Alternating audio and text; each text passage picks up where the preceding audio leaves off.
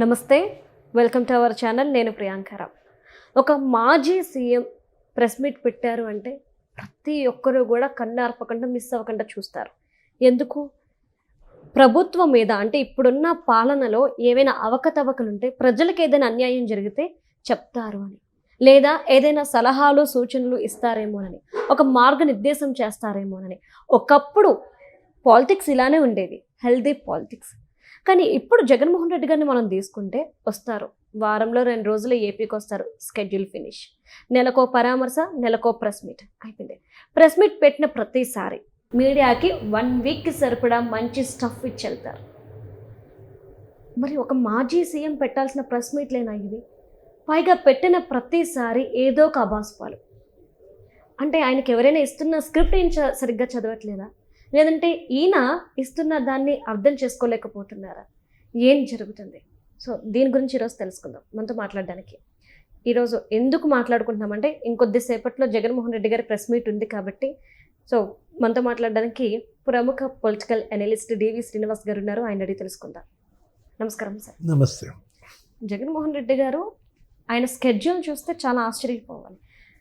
అధికారంలో ఉన్నప్పుడు ప్రజల్లోకి రాలేదు. సరే, అధికారం పోయాక ప్రజల్లోకి వస్తారా అని ఆయన అనుకుంటే స్కెడ్యూల్ పెట్టుకొని దూరంగా ఉండి వెళ్తున్నారు. సరే, ప్రెస్ మీట్లు పెట్టి ఏదైనా దిశానిర్దేశం చేస్తారా? ప్రజల కోసం అసెంబ్లీలో ఎలానో ఫైట్ చేయట్లేదు, ప్రశ్నలు వేయట్లేదు, అట్లీస్ట్ ప్రెస్ మీట్ ముందైనా ప్రశ్నిస్తారా అనుకుంటే ఒక మంచి స్టఫ్ ఇచ్చి ఏదో ఒక న్యూసెన్స్ చేసి వెళ్తున్నారు. ఏంటి సార్ ఇది అసలు? ఒక మాజీ సీఎం పెట్టాల్సిన ప్రెస్ మీట్, మాజీ సీఎం నడుచుకోవాల్సిన వ్యవహారమేనా ఇది? బ్రహ్మానందం చాలా సీరియస్ అయ్యాడంట. ఎందుకు సార్? మొన్న ఫోన్ చేసి అసలు విపరీతంగా కోప్పడ్డాడంట. ఏంటి, నా మీమ్స్ కన్నా నీ ఎక్కువ మీమ్స్ వస్తున్నాయి అంటే. ఇప్పుడు జగన్మోహన్ రెడ్డి ప్రెస్ మీట్ అంటే అది ఒక జోకర్స్ మీట్గా, మరి ఆ సోషల్ మీడియాకి ఇప్పుడు ఒక కంటెంట్గా అతను మారాడని. ఇవాళ మీరు అన్నారు, ఏది మాజీ ముఖ్యమంత్రి ప్రెస్ మీట్ పెడితే అసలు అందరూ కళ్ళప్పగించి చూస్తుంటారు. వీళ్ళు ఇప్పుడు జగన్మోహన్ రెడ్డి ప్రెస్ మీట్ పెడితే ఎవరు కళ్ళప్పగించి చూస్తున్నారు? సోషల్ మీడియా బ్యాచ్ అంతా. ఏ స్టఫ్ దొరుకుద్దా అని. అరే అసలు ఇప్పుడు ప్రతి నిమిషం ఆయన హావభావాలు, అతని మాటలు మనం చూసాం గతంలో ఏ విధంగా నవ్వుల పాలైందో. కౌ కౌ కౌ ఏంటది, ఆవు ఆవు ఆవు అండర్ న్యూట్రిషన్, అండర్ ఫీడింగ్లో ఉంటే మరి ఇలాగే నెయ్యి ఈ విధంగానే వస్తుంది. రసాయనాలతో తయారవుద్దా? పామాయిల్తో తయారవుద్దా? పామోలిన్తో తయారవుద్దా? Acetic acid ఈస్టర్తో తయారవుద్దా? అండర్ ఫీడింగా ఇది? కౌ అండర్ ఫీడింగా, లేకపోతే సుబ్బారెడ్డి అండర్ ఫీడింగ్లో ఉన్నాడా? భూమన కరుణాకర్ రెడ్డి అండర్ ఫీడింగ్లో ఉంటే ఈ విధమైన నెయ్యి తయారైందా? లేకపోతే ఆ మధ్య ఇంకో మాట అన్నాడు, ఏంటది, ఏముంది, డేటా అప్లై చేస్తే మైండ్కి డేటా అప్లై చేస్తే నేను అంటుంది అదే. జగన్మోహన్ రెడ్డి అంటే ఒక లాఫింగ్ స్టాక్గా. ఇప్పుడు మనకేంటి స్టాండప్ కామెడీ మరి చూస్తుంటారు, మరి ఈ మధ్య అది బాగా పాపులర్ అయ్యింది ఇంటర్నేషనల్గా. ఇది సిట్ డౌన్ కామెడీయా, ప్రెస్ మీట్ కామెడీయా? జగన్మోహన్ రెడ్డి ప్రెస్ మీట్ పెడుతున్నాడంటే అది అతని ఫ్రస్ట్రేషన్ మీటా, లేదు జోకర్స్ మీటా? ఇప్పుడు ఈరోజు అంబటి రాంబాబు వస్తున్నాడు. అంబటి రాంబాబుని పక్కన కూర్చోబెట్టి మరి ఆయన కాపు నేత, కాపు టైగర్. అసలు ఇవాళ పెద్ద సినిమా చేశాడు రాంబాబు కూడా. ఎక్కడ, రాజమండ్రి జైలు నుంచి నిన్న విడుదలయ్యాడు. రాత్రి అక్కడ రాజా ఇంట్లో ఉన్నాడు. పొద్దున చంద్రబాబు టైప్లో నేను కూడా పెద్ద ప్రొసెషన్తో వెళ్తానని. అంటే నీ స్థాయి ఏంటి? నువ్వు చంద్రబాబు లాగా నీకు మొత్తం అందరూ అన్ని చోట్ల నీరాజనాలు పలుకుతారా? కాలినడకనంటాడు, పోలీసులు ఆపితే సెక్షన్ 30 అంటే. ఇప్పుడు జగన్మోహన్ రెడ్డి ప్రెస్ మీట్లో ఒక పక్క అంబటి రాంబాబు, ఇంకో పక్క జోగి రమేష్, ఎవరినో కూర్చోబెట్టుకుని మాట్లాడతాడు. మొత్తం కాపు నాయకులేనా? అంటే నాకు ఒక చిన్న డౌట్ వచ్చింది సార్. జగన్మోహన్ రెడ్డి గారు ప్రతిసారి, అంటే జగన్మోహన్ రెడ్డి గారు వాళ్ళ నాయకులు మాట్లాడేవి చూస్తే పొంతనుండదు.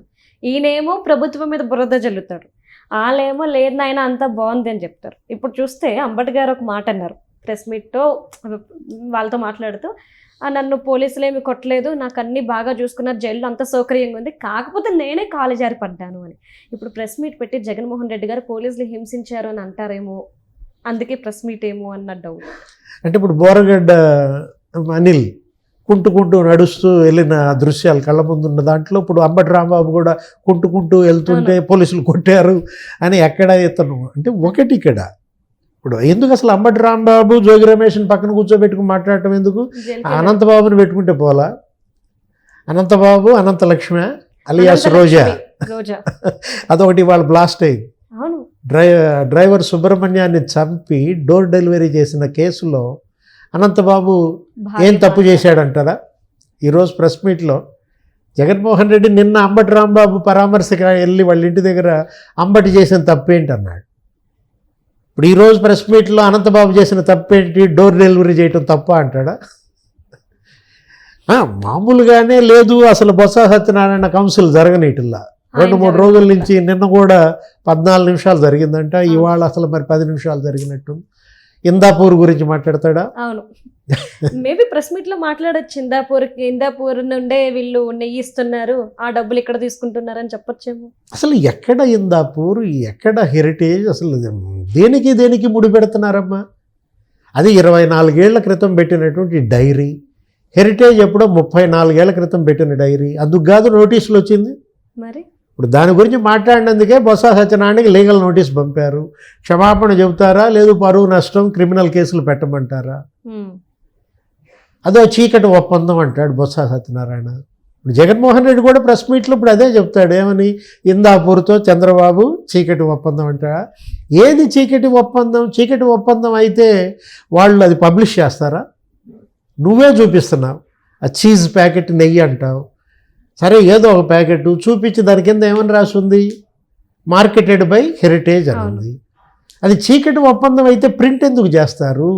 చేయకూడదుగా. చీకటి ఒప్పందం అయితే వెబ్సైట్లో ఎందుకు పెడతారు? మేము ఇందాపూర్ ఉత్పత్తులు కొని మార్కెట్ చేస్తాం, మా ఉత్పత్తులు ఇందాపూర్కి అమ్మమని వాళ్ళు హెరిటేజ్ చెప్తే ఇప్పుడు జగన్మోహన్ రెడ్డి కూడా నోటీసులు వస్తాయి. లేనిపోయింది ఆయన కనుక దానిపైన మాట్లాడితే 2500 కోట్ల టర్న్ ఓవర్ అమ్మది. ఏది? ఇందాపూర్. ఎవరు దాని డైరెక్టర్లు? ఒకడు భుజబల్, ఒకడు షిండే, ఒకడు మానే. మరాఠీలు కదా వాళ్ళంతా కూడా. వాళ్ళు డైరెక్టర్లుగా ఆ కంపెనీ అయితే దీనికి ముడిపెడితే ఇప్పుడు ఇది 6000-7000 కోట్ల టర్న్ ఓవర్. ఏది? హెరిటేజ్. ఇప్పుడు అమూల్ జగన్మోహన్ రెడ్డి బినామీయా? అందుకే అమూల్ని ఆయన మొన్న ఎంకరేజ్ చేశాడా ఆయన 5 ఏళ్లలో? ఆ మాట ఎవరన్నా అన్నారా? లేదు. ఏం మాట్లాడతాడు ఈరోజు ప్రెస్ మీట్లో? ఇంకా సూపర్ 6, సూపర్ 7 అదేగా అరిగిపోయిన గ్రామ్ఫోన్ రికార్డ్ అయిపోయింది. జగన్ ఏం మాట్లాడతాడు ప్రెస్ మీట్లో అనేది ముందే చెప్పేస్తున్నారు జనం. గెస్ట్ చేసేస్తున్నారు సార్. ఆల్మోస్ట్ అర్థమైపోయింది ఆయన మైండ్ సెట్ అందరికీ. అంటే ఇప్పుడు మీరు సూపర్ 6 అంటావు, అన్నదాత సుఖీభవ.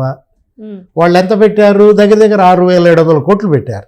లాస్ట్ ఇయర్ 7000 కోట్లు ఆల్రెడీ రైతుల ఖాతాల్లో వేశారు. నువ్వెంత పెట్టావు? జనం అడిగే క్వశ్చన్.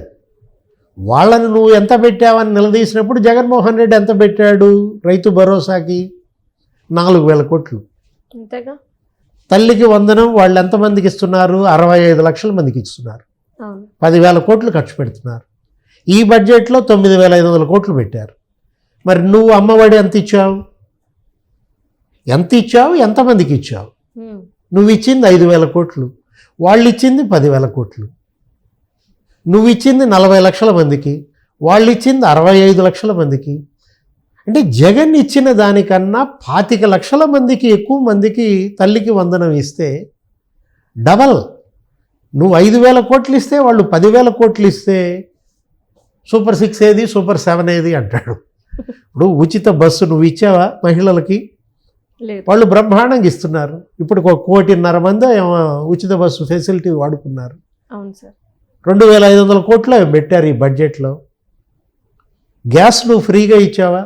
వాళ్ళు ఇస్తున్నారు 3 సిలిండర్లు, దానికి 2700 కోట్లు పెట్టారు. ఇంకా అప్పుల గురించి మాట్లాడతాడు.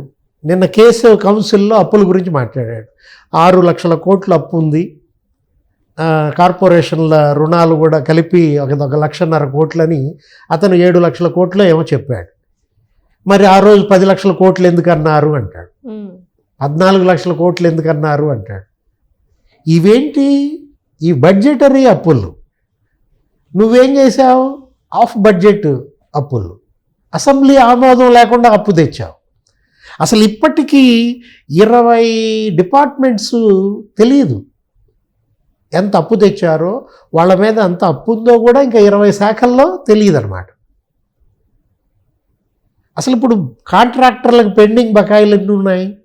1,50,000 కోట్లు ఉన్నాయి. ఇప్పుడు ఇవన్నీ కలిపితే 10 లక్షల కోట్లు అవుతాయి కదా. వాటి గురించి మాట్లాడతారు ఆయన. అంటే ఏంటంటే కనికట్టు, మసిబూసి మారేడికాయ చేయటం, అంటే అబద్ధాల మేకప్ అంటాడు. అదేమంటే అసలు నువ్వు వేసుకున్న మేకప్పే అది, కానీ చంద్రబాబు అబద్ధాల మేకప్ అంటాడు. ఒకవేళ జగన్మోహన్ రెడ్డి చంద్రబాబు వైపు చూపిస్తే 4 ఏళ్ళు ఎవరి వైపు చూపిస్తున్నాయి? ఆయన వైపేగా. అదేమంటే జంతు కొవ్వు లేదు అంటాడు. ఇప్పుడు జంతు కొవ్వు ఉంది, లేకపోతే పంది కొవ్వు ఉంది, ఆవు కొవ్వు ఉంది అని ఆ రిపోర్ట్ ఉంది. ఆ రిపోర్టుని చంద్రబాబు చదివాడు. ఆయన లేని రిపోర్ట్ చదివితే, ఇప్పుడు ఎన్డీడీబీ రిపోర్ట్ వచ్చింది, గుజరాత్ నుంచి వచ్చిన రిపోర్ట్ని ఆధారంగా చేసుకుని చంద్రబాబు చెప్పాడు. కానీ సార్, మరి సిట్ చార్జ్ షీట్లో ఇది ఎందుకు నోట్ చేయలేదు? ఆవు కల్తీ ఫుడ్ తీసుకోవడం వల్ల, కల్తీ పాలు ఇవ్వడం వల్ల కల్తీ నెయ్యి వచ్చింది అనేది ఎందుకు వాళ్ళు నోటీస్ చేయలేదు? అంటే లేదు కదా సార్. మరి జగన్మోహన్ రెడ్డి గారు అదే కదా సార్ చెప్పింది, ఆవు తన గర్భంలోని కెమికల్స్తో నెయ్యి తయారు చేసేసి ఇచ్చినట్టే కదా ఆయన చెప్తుంది. ఇప్పుడు ఆవు పూజ చేసి కానీ సుబ్బారెడ్డి బయటకు రాడంట, గో పూజ చేసి కానీ సుబ్బారెడ్డి బయటకు రాడంట. ఏ గోవు, ఏ రసాయనాలతో చేసిన గోవు? ఆయన అసలు ఆవు పూజ, గో పూజకి అర్హుడా? అంటే సుబ్బారెడ్డి ఇవాళ దోషి. ఏది చిన్నప్పన్న వెనక పెద్దప్పన్న ఎవరు అంటున్నారు? బాబాయ్ పెద్దప్పన్న జగన్మోహన్ రెడ్డి. చిన్నప్పన్నకే 15 ప్లాట్లు అంట, 4,60,00,000 బ్యాంకులు అంట, లావాదేవీలు అంట. అతను ఇవాళ చిన్నప్పన్నని అక్కడ పెట్టింది ఎవరు? జగన్మోహన్ రెడ్డి కాదు కదా.